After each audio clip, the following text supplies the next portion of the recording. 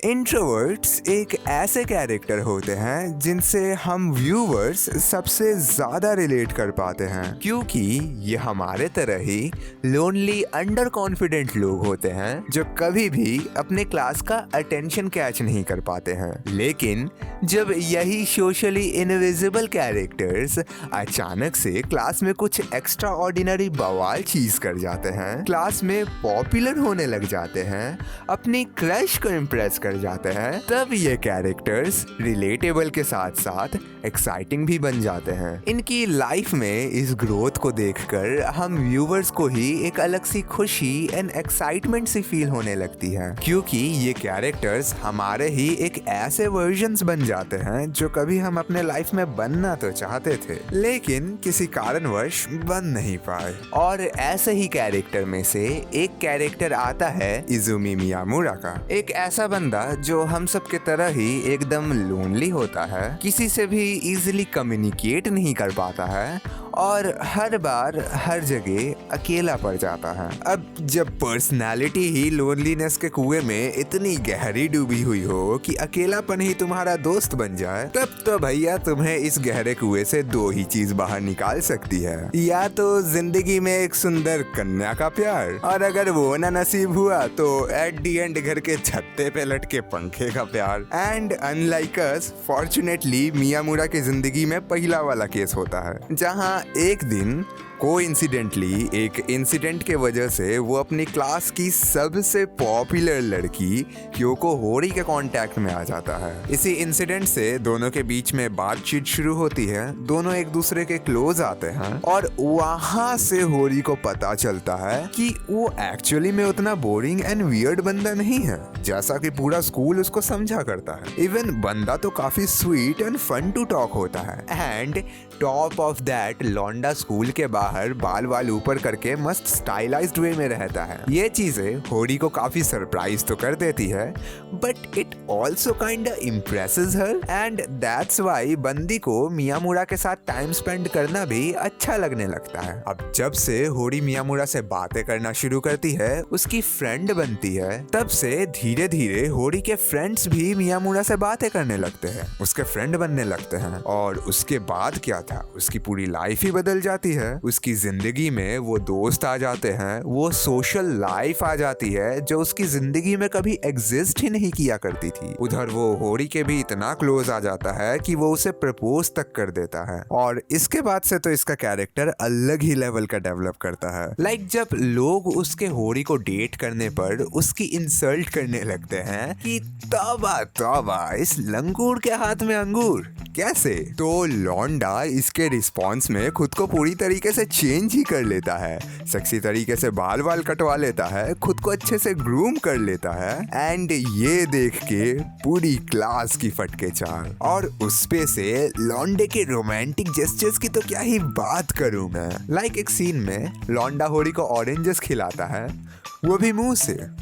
Mouth to mouth, किस करते हुए। भाई ये हरकतें अधिकतर लौंडे लपाड़े ड्रीम करते हैं करने की, और ये लौंडा वो चीज कैजुअली कर जा रहा है। लिटरली ब्रो, इस सीन को देखकर मेरे मुंह से निकल गया था कि अरे लौंडा तो तरक्की कर रहा है। मतलब तुम समझ रहे हो ना कि ये बंदा कितना बड़ा वाला अंडरडॉग कैरेक्टर है। ये कैरेक्टर एक ऐसा एवरेज बंदा है जिससे तुम ऐसे कुछ एक्सपेक्ट ही नहीं करते हो, लेकिन स्टिल ये बंदा कुछ ना कुछ ऐसा अनएक्सपेक्टेड कर ही जाता है जो तुम्हें फुल्ली सरप्राइज कर देती है कि अरे मोरी मैया, इसने ये कैसे कर दिया। और यही सरप्राइज तुमको वो बरोबर मजा देती रहती है। इसके इसी कैरेक्टर एंड लाइफ डेवलपमेंट को देखकर हमें एक अलग सी खुशी एंड एक्साइटमेंट फील होने लगती है, क्योंकि हम इस कैरेक्टर में अपने आप को देखने लग जाते हैं जो हम कभी बनना चाहते थे,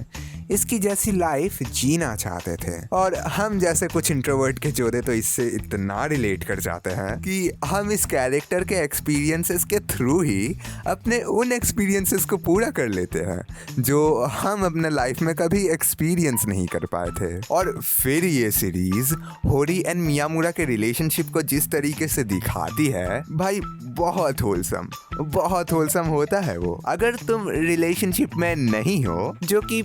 प्रोबेबली तुम नहीं ही होगे, तो ये सीरीज तुमको फुल रिलेशनशिप में होने जैसा फील करवा देगी। ये तुमको ये एक्सपीरियंस करवा देगी कि एक गर्लफ्रेंड होना कितना कोजी एंड कूल होता है, एक रिलेशनशिप में किस तरीके का होलसम माहौल रहता है। वेल एटलीस्ट स्टार्ट के 6-7 महीनों तक, क्योंकि उसके बाद का रबड़ी रोना तो तुमको भी पता है ही। और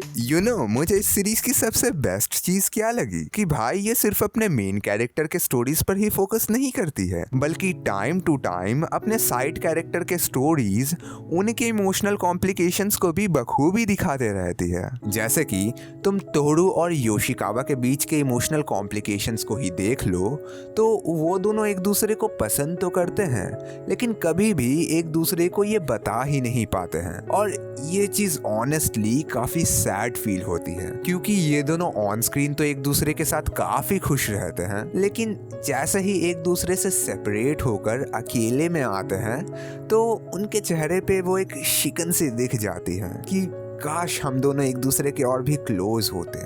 एज अ कपल साथ होते। और स्टोरी का इस तरीके से कैरेक्टर के बीच में शफल करते रहना काफ़ी ज़रूरी भी है, वरना स्टोरी उतनी इंटरेस्टिंग नहीं रह जाती है। क्योंकि तुम अपने लाइफ में ही देख लो तो अकेले के लाइफ स्टोरी में क्या ही मज़ा आता है, लेकिन वही जब तुम अपने 4 दोस्तों से मिलते हो, उनकी बकचोदी सुनते हो, उनके गर्लफ्रेंड्स के बीच के रबड़ी रोने सुनते हो, तो तुम्हें अपने आप मज़ा आने लगता है। सो स्टोरी जितने ज़्यादा लोगों के बीच में फैली हुई होती है, अपन को उतना ही ज्यादा मजा देती है। और ये सीरीज तो अपने स्टोरी को पूरे हाई स्कूल लेवल पे फैला के रखती है, 20 से भी ज्यादा कैरेक्टर को साथ लेकर चलती है, पूरा चीयरफुल एंड सोशल माहौल बनाकर रखती है, दोस्तों के बीच हो रही बकचोदी, कॉमेडी, सब कुछ कवर करती है। एंड इसी वजह से इसकी वर्ल्ड बिल्डिंग में वो अलग सा ही चार्म होता है, वो हाई स्कूल वाला नॉस्टैल्जिया होता है, जो तुमको अपने उस missed out high school experiences को दोबारा से फील करा जाती है। एंड कि इसकी एक और स्पेशल बात क्या है कि ये सीरीज इतने लाइट हार्टेड चीजों को दिखाते हुए भी एक काफी सीरियस टॉपिक पे बात कर जाती है, and that is loneliness. As you know कि मियामुरा एक lonely, depressing and socially unfitted बंदा है, और ऐसा इसीलिए बिकॉज उसको बचपन से ही लोग आउटकास्ट और इग्नोर कर दिया करते थे, उससे बात तक नहीं किया करते थे, क्योंकि उसको लोगों से कम्युनिकेट ही नहीं करना आता था, लोगों के साथ ट्यूनिंग बैठाना ही नहीं आता था। इवन होरी से मिलने से पहले तो उसके हाई स्कूल में कोई दोस्त वगैरह भी नहीं थे, वो तो होरी के ही दोस्त थे जो बाद में जाके उसके भी दोस्त बने। वो तो होरी ही थी जिसने उसको सोशली एक्सप्रेस करना सिखाया और उसके हाई स्कूल लाइफ को पूरी तरीके से चेंज कर दिया। And this incident tells us कि इस अकेलेपन से बाहर निकलने के लिए अपन को अपनी लाइफ में बस वो एक बंदा चाहिए होता है, जो उस अकेलेपन में भी हमारा हाथ थामे और हमसे बातें करे। उसके बाद तो उस पर्सन से जुड़े लोग भी आपसे जुड़ने लगते हैं, और फिर तो जिंदगी काफी नॉर्मल हो जाती है। और भैया यही तो है इस सीरीज का मैसेज कि आप भी अपने जिंदगी में वो होरी ढूंढो जो आपके लाइफ से उस दुख, दर्द और अकेलेपन को झाड़ू मारकर बाहर निकाल दे और आपकी जिंदगी में लेकर आए वो खुशहाली। अब भैया इतनी सही सही चीजें दिखा तो दी सीरीज में, लेकिन एंडिंग का क्या? अधिकतर रोम कॉम तो इसी में हक जाती है, तो भैया इसके एंडिंग में बिल्कुल भी कोई कॉम्प्रोमाइज नहीं है। एंडिंग भाई एक नंबर बहुत ब्यूटीफुली एंड किया गया है इस सीरीज को। फॉर एग्जाम्पल, जब लास्ट एपिसोड में मियामुरा होरी के तरफ देखते हुए ये वंडर कर रहा होता है कि क्या होता अगर वो उस दिन होरी से ना मिला होता, तो उस व्हाट इफ वाले पॉसिबिलिटी को दिखाने के लिए वहाँ पे जो डार्क एंड शेडी थीम्स वाले मोन्टाजेस का यूज किया जाता है, उसको देख के सच में डार्क एंड डिप्रेसिंग फील होता है कि हाँ भाई, अगर होरी उसकी लाइफ में ना आई होती तो उसकी लाइफ वाकई काफी डल एंड डिप्रेसिंग होती। एंड लास्ट एपिसोड के मिड से ही ना वो एक फेयरवेल वाला माहौल बना रहता है, कैरेक्टर्स एक दूसरे को गुड बाय कर रहे होते हैं, एंड ये चीज एक बिटर स्वीट सी फीलिंग दे रही होती है। एंड फिर एंडिंग में स्कूल से ग्रेजुएट होकर निकलते वक्त जिस तरीके से मियामुरा बैकग्राउंड में अपने फीलिंग्स को एक्सप्रेस कर रहा होता है, होरी के साथ बिताए गए अपने उस टाइम को एक्सप्रेस कर रहा होता है, और उन सभी चीजों के लिए होरी को थैंक्स कर रहा होता है, that was kind of emotional bro. वहां पे मियामुरा का एक एक डायलॉग, एक एक पास्ट मोन्टाजेस एंड स्पेशली वहाँ पे यूज हुआ बैकग्राउंड म्यूजिक, ये सभी चीजें साथ मिलकर तुमको ये फील करवा रही होती है कि गुरु इनके जिंदगी के वो हसीन पल खत्म हो चुके हैं और जल्द ही तुम्हारे भी खत्म होने वाले हैं। ये एनीमे जाते जाते तुम्हारे दिल में एक खालीपन सा छोड़ जाती है, ऐसा फील करा जाती है कि मानो तुम्हारी जिंदगी का एक हसीन पल अचानक से खत्म हो चुका है। And that's what I love about this shows ending. By the way,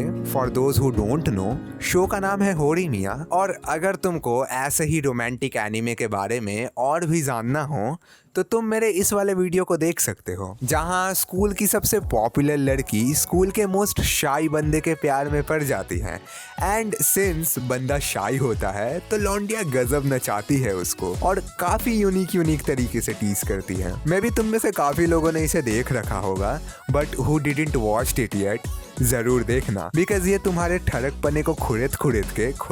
के तुम्हें काफी मजे देती है। तो चलो आज के लिए बस इतना ही, मैं मिलता हूँ तुमसे एक नेक्स्ट वीडियो में, तब तक के लिए सायोनारा।